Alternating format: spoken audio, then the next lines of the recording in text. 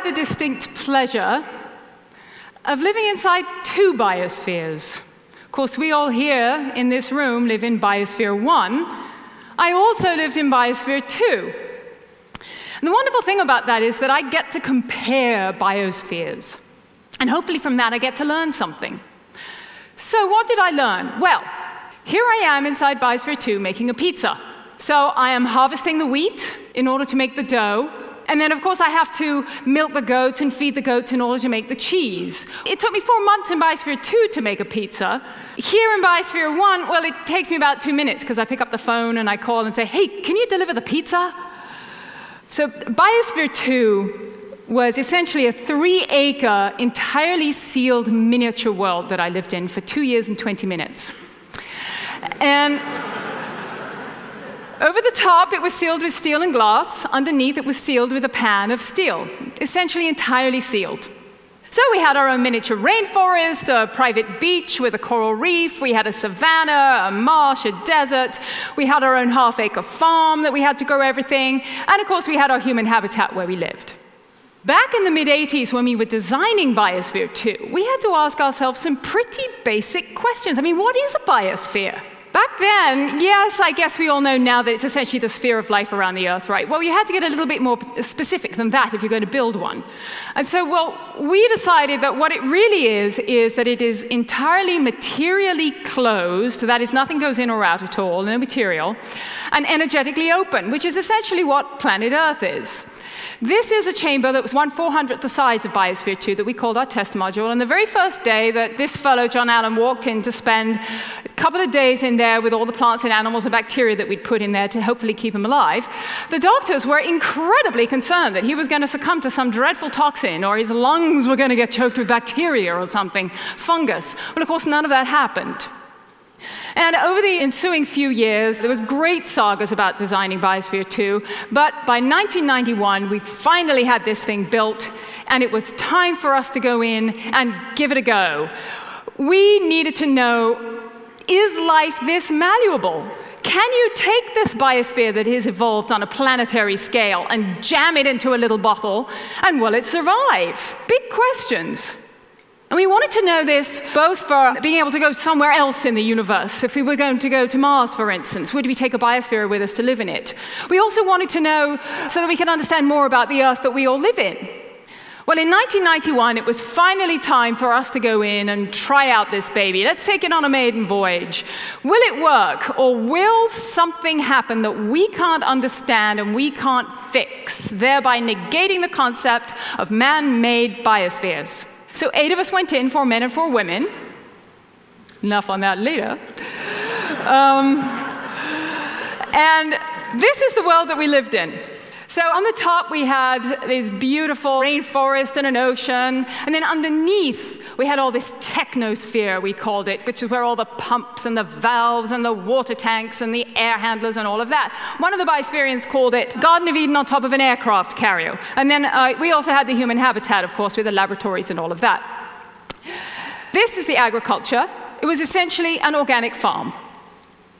The day I walked into Biosphere 2, I was for the first time breathing a completely different atmosphere than everybody else in the world, except 7 other people. At that moment, I became part of that biosphere.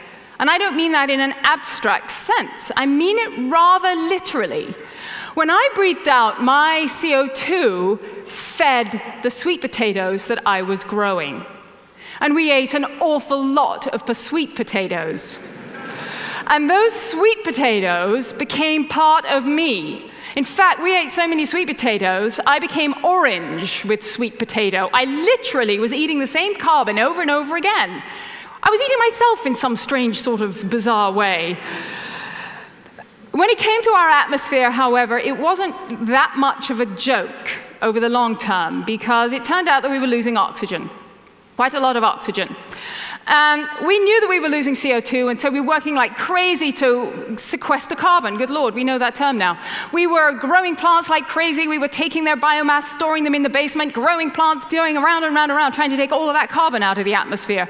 We were trying to stop carbon from going into the atmosphere. We stopped irrigating our soil as much as we could. We stopped tilling so that we could prevent greenhouse gases from going into the air. But our oxygen was going down faster than our CO2 was going up, which was quite unexpected, because we had seen them going in tandem in the test module. And it was like playing atomic hide and seek. We had lost 7 tons of oxygen, and we had no clue where it was. And I tell you, when you lose a lot of oxygen, and our oxygen went down quite far, it went from 21% down to 14.2%, my goodness, do you feel dreadful. I mean, we were dragging ourselves around the biosphere, and we had sleep apnea at night, so you'd wake up gasping with breath, because that's your blood chemistry's changed, and that you literally do that. You stop breathing, and then you take a breath, and it wakes you up, and it's very irritating. And everybody outside thought we were dying. I mean, the media was making it sound like we were dying, and I had to call up my mother every other day saying, "No, Mum, it's fine, fine, we're not dead, we're fine, we're fine." And the doctor was, in fact, checking us to make sure we were, in fact, fine. But, in fact, he was the person that was most susceptible to the oxygen. And one day, he couldn't add up a line of figures, and it was time for us to put oxygen in. And you might think, well, boy, your life support system was failing you. Wasn't that dreadful? Yes. In a sense, it was terrifying, except that I knew that I could walk out the airlock door at any time if it really got bad. Though who was going to say, "I can't take it anymore"? Not me, that was for sure. But on the other hand, it was the scientific gold of the project, because we could really crank this baby up as a scientific tool and see if we could, in fact, find where those 7 tons of oxygen had gone. And we did indeed find it, and we found it in the concrete. Essentially, it had done something very simple. We had put too much carbon in the soil in the form of compost. It broke down, it took oxygen out of the air, put CO2 into the air, and it went into the concrete. Pretty straightforward, really. So at the end of the 2 years, when we came out, we were elated, because in fact, although you might say we had discovered something that was quite, when your oxygen is going down, stopped working, essentially, in your life support system, that's a very bad failure, except that we knew what it was and we knew how to fix it, and nothing else emerged that really was as serious as that. And we proved the concept more or less.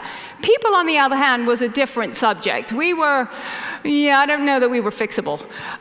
We all went quite nuts, I will say. And the day I came out of Biosphere 2, I was thrilled I was going to see all my family and my friends, and for 2 years I had been seeing people through the glass.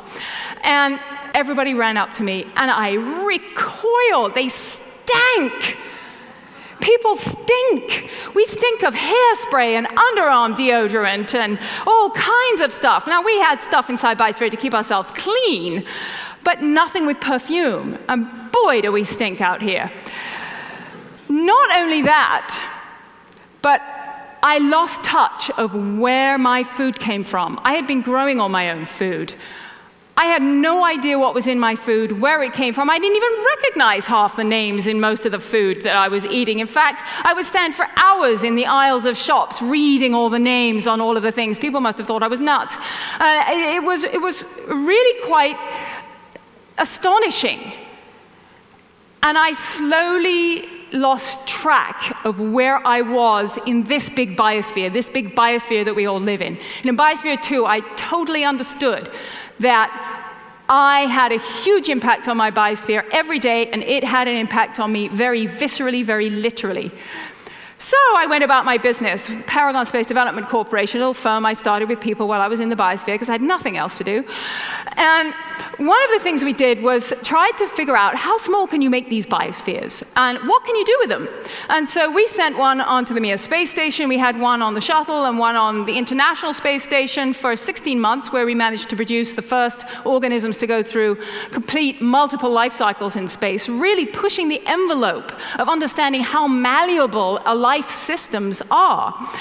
And I'm also proud to announce that you're getting a sneak preview. On Friday, we're going to announce that we're actually forming a team to develop a system to grow plants on the moon, which is going to be pretty fun. And the legacy of that was a system that we were designing, an entirely sealed system to grow plants to go on Mars. And part of that is that we had to model very rapid circulation of CO2 and oxygen and water through this plant system. As a result of that modeling, I ended up, in all places, in Eritrea in the Horn of Africa. Eritrea, formerly part of Ethiopia, as one of those places that is astonishingly beautiful, incredibly stark, and I have no understanding of how people eke out a living there. It is so dry. This is what I saw. But this is also what I saw. I saw a company that had taken seawater and this sand, and they were growing a kind of crop that will grow on pure salt water without having to treat it, and it will produce a food crop. In this case, it was oilseed. It was astonishing. They were also producing mangroves in a plantation. And the mangroves were providing wood and honey and leaves for the animals so that they could produce milk and whatnot, like we had in the biosphere. And all of it was coming from this, shrimp farms. Shrimp farms are a scourge on the earth, frankly, from an environmental point of view. They pour huge amounts of pollutants into the ocean. They also pollute their next door neighbors, so they're all shitting each other's ponds, quite literally. And what this project was doing was taking the effluent of these and turning them into all of this food. They were literally turning pollution into abundance for a desert people. They had created an industrial ecosystem of a sense. I was there because I was actually modeling the mangrove portion for a carbon credit program under the UN Kyoto Protocol system. And as I was modeling this mangrove swamp, I was thinking to myself, how do you put a box around this? When I'm modeling a plant in a box, literally, I know where to draw the boundary. In a mangrove forest like this, I have no idea. Well, of course, you have to draw the boundary around the whole of the earth and understand its interactions with the entire earth and put your project in that context.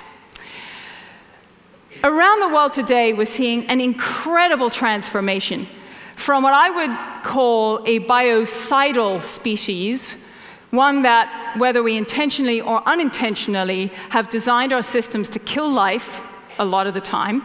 This is, in fact, this beautiful photograph is, in fact, over the Amazon. And here, the light green are areas of massive deforestation, and those beautiful wispy clouds are, in fact, fires, human-made fires.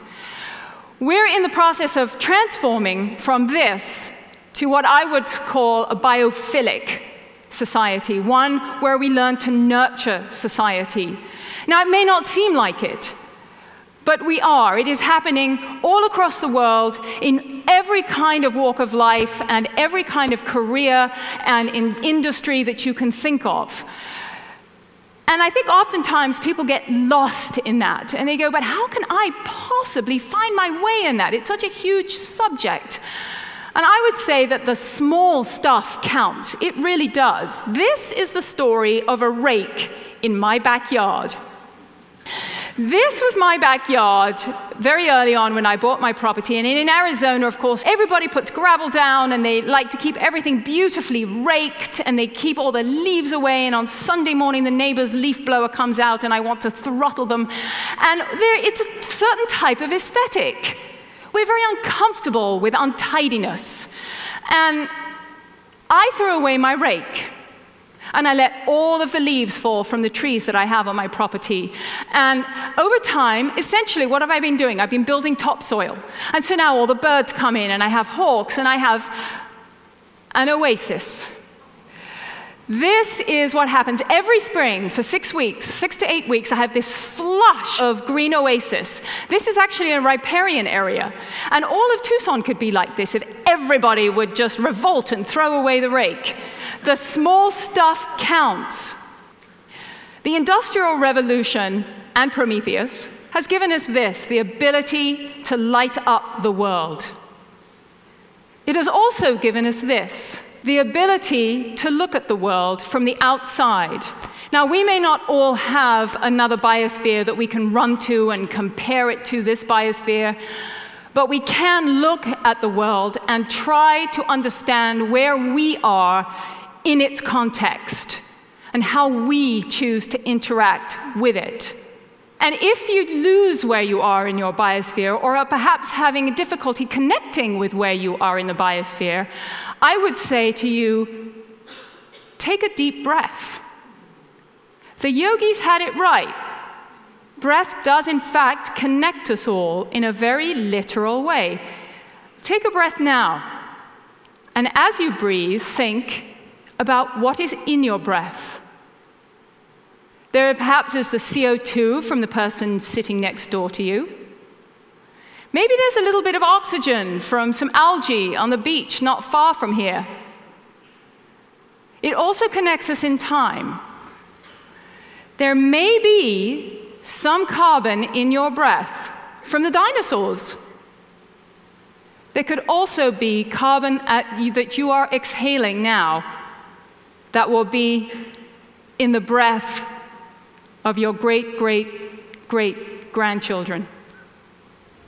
Thank you.